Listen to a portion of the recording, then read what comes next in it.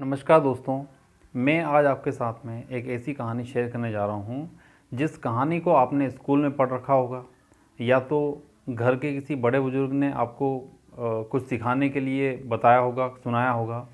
और ये कहानी बहुत ही सिंपल है, लेकिन इस सिंपल सी कहानी में और भी बहुत सारे ऐसे एस्पेक्ट्स हैं जो उस कहानी के माध्यम से लोगों को नहीं सिखाए गए होंगे, या हो सकता है कि बहुत सारी चीज़ें इग्नोर कर दी गई, कोई एक बहुत महत्वपूर्ण बात जो है वो सिखा करके ख़त्म कर दिया गया।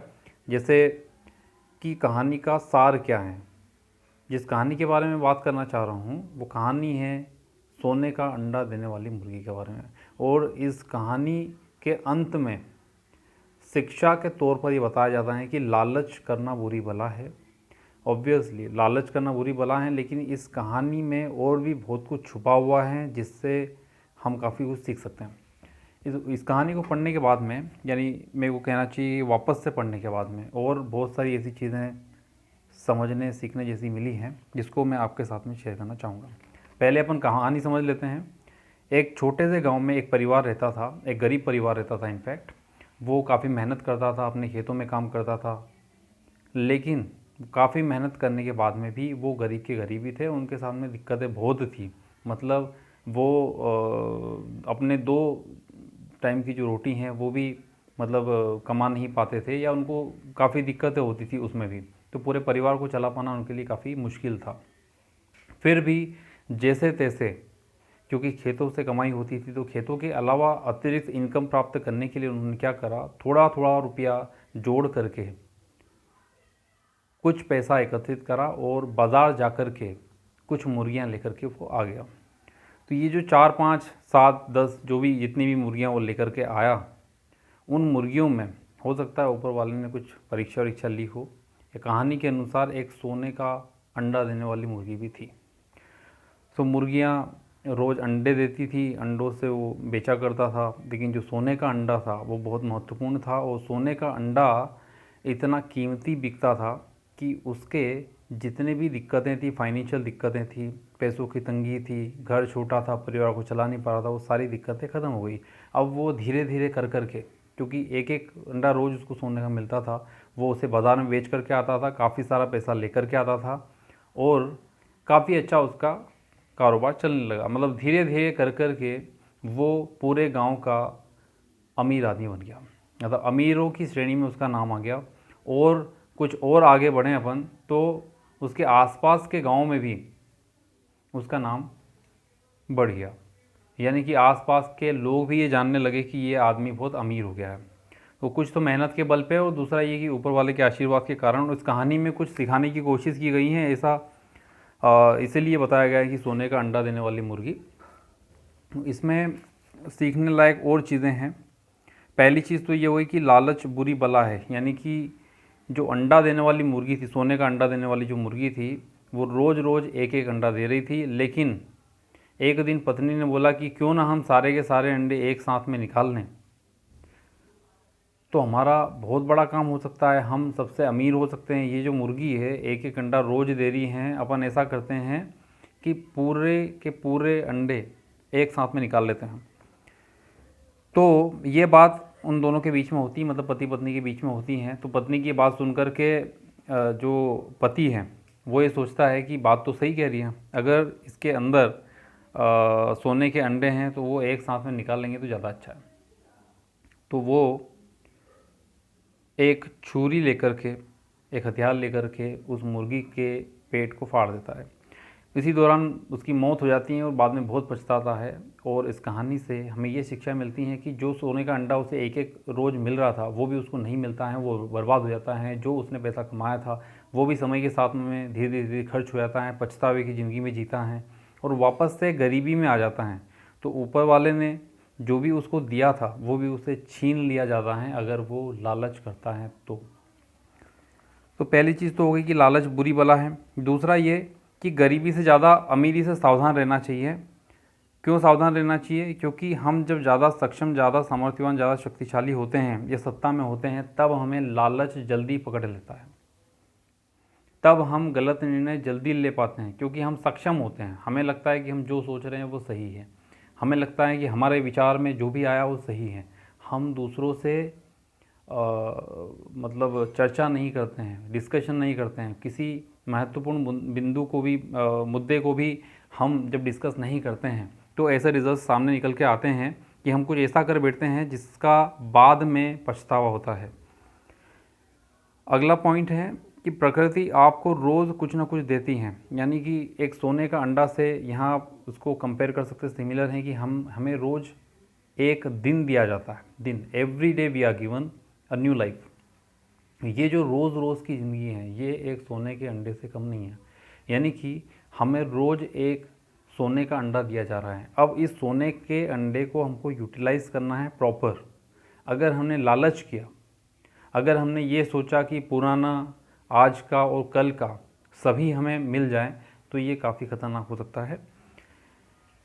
मेरा कहने का मतलब ये है कि जो समय आज आपको मिला है आपको उसको यूटिलाइज़ करना चाहिए, यही आपके लिए सबसे बेस्ट होगा। ऐसा नहीं है कि आप फ्यूचर में जाकर के फ्यूचर का समय लेकर के आ जाते हैं, हालांकि बहुत लोग इस तरीके की कोशिश भी करते हैं और वो एक ही दिन में इतना सारा काम करना चाहते हैं कि उनकी मतलब जो शरीर है, मन है, उनकी क्षमता या तो ख़त्म हो जाती हैं या फिर वो बहुत ज़्यादा फ्रस्ट्रेट हो जाते हैं या फिर इतना दोहन कर लेते हैं कि उनका जो नेचर के प्रति कर्तव्य होना चाहिए वो भी भूल करके वो नेचर के अगेंस्ट में भी काम करना शुरू कर देते हैं।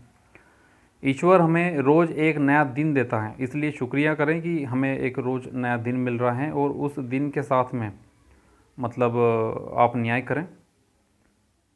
अगला पॉइंट है, अपनी पत्नी की बात पर सोच विचार कर ही कोई निर्णय लें। पत्नी या कोई भी ऐसा जो आपका अपना है, यानी कि कोई भी आदमी जिसको आप पे बहुत ज़्यादा भरोसा है, बावजूद उसके भी अगर कोई महत्वपूर्ण बिंदु पे आप मतलब कोई निर्णय ले रहे हैं, कोई काम करने वाले हैं, कोई एक्शन लेने वाले हैं, तो उस बिंदु पर, उस मुद्दे पर और लोगों की राय ज़रूर लें। अन्यथा हो सकता है कि आप किसी एक व्यक्ति के निर्णय के कारण कुछ ऐसा कर बैठे हैं जिससे बाद में पछतावा हो। यहाँ पर पत्नी ने जो कहा, पति ने मान लिया और मुर्गी को काट दिया अंडे निकालने के लिए, तो मुर्गी भी गई, पत्नी को भी मतलब भला बुरा उसको कहना पड़ा और उसके पास में पछताने के अलावा कोई ऑप्शन था ही नहीं। अगला पॉइंट अपन ये समझ सकते हैं कि अगर आप सोने का अंडा देने वाली मुर्गी हैं तो ये बहुत ही महत्वपूर्ण चीज़ है। सोने का अंडा देने वाली जो मुर्गी है उसके संबंध में इस कहानी में कुछ नहीं कहा गया है। क्यों? क्योंकि जो संदेश था वो देना था कि भाई लालच बुरी बला है, लेकिन सोने के जो अंडे देने वाली मुर्गी हैं वो भी एक महत्वपूर्ण एस्पेक्ट है इस कहानी का। क्योंकि मुर्गियों को ख़रीदा जब गया था तब उसमें एक सोने का अंडा देने वाली मुर्गी थी, लेकिन बाकी सब सामान्य थी। पति पत्नी ने मिल करके जो निर्णय लिया उसमें नुकसान सामान्य मुर्गियों का हुआ ही नहीं, यानी कि सामान्य मुर्गियां वैसा ही कर रही थी जैसा वो करते चले आई थी, वो वैसा ही उनका जीवन चल रहा था जैसा चलता आ रहा था और उनको कोई खतरा भी नहीं हुआ। खतरा किसको हुआ? जो सोने का अंडा देने वाली मुर्गी है। यानी कि जो बहुत ज़्यादा टैलेंटेड लोग हैं, जो अमीर लोग हैं, या यूँ कहें कि सोने का अंडा देने वाले अगर कोई लोग हैं, मतलब एक्स्ट्रा ऑर्डिनरी जो लोग हैं, उन लोगों को हमेशा अपने आसपास जो है सिक्योरिटी चेक करते रहना चाहिए और ये देखते रहना चाहिए कि कोई ख़तरा तो उनके आसपास नहीं है। क्योंकि जो भी सोने का अंडा देने वाले लोग हैं, या यूँ कहें कि रिच लोग हैं या जो विचारधारा में बहुत ऊपर के लोग हैं, जो हर क्षेत्र में कहीं ना कहीं सक्षम हैं, समर्थ हैं, सफल हैं, ऐसे लोगों को हमेशा अपने आसपास सिक्योरिटी चेक करते रहना चाहिए। अगला है, लालच पैसे वालों को, धनियों को जल्दी पकड़ लेता है, गरीबों को उतना नहीं पकड़ पाता। इस कहानी में आपने देखा होगा कि जब वो गरीब थे तब उनके अंदर कोई विशेष लालच नहीं था। जब उनको एक एक अंडा मिल रहा था कुछ समय के लिए, तब वो सेटिस्फाइड से थे कि यार चलो ठीक है, एक अंडा मिला तो मुझे ये प्रॉब्लम मेरी सॉल्व हो रही है, ये अंडा मिला तो मेरी ये प्रॉब्लम सॉल्व हो गई है, एक और अंडा तो मेरा ये सारी जो कर्ज हैं वो चले गए। अब उनका अच्छा खासा गुजारा चल रहा था।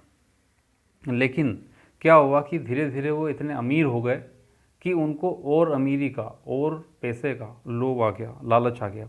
यानी ये इस कहानी के माध्यम से सीखा जा सकता है कि जो लालच है वो गरीबों को कम पकड़ता है, अमीरों को ज़्यादा पकड़ता है। गरीबों को कम पकड़ता है, सामर्थ्यवान, मूल्यवान, शक्तिशाली लोगों को जल्दी पकड़ लेता है। क्यों? क्योंकि उनके पास में ताकत होती है, उस ताकत के सहारे वो लालच को और ज़्यादा लालच में बदल सकते हैं, इसलिए लालच उनके पास में अटैच हो सकता है। तो थोड़ा सा सावधान रहने की ज़रूरत है अगर आप सोने की मुर्गी हैं तो, और अगर सामान्य मुर्गी हैं तो आपको कोई टेंशन लेने की ज़रूरत नहीं है। अगला है कि इंतज़ार करना ठीक है, जल्दबाजी में लिया गया फैसला अथवा जल्दबाजी में किया गया कार्य अत्यधिक पीड़ादायक हो सकता है, जिसके बाद में पछताने के अलावा कुछ भी हाथ नहीं लगता है।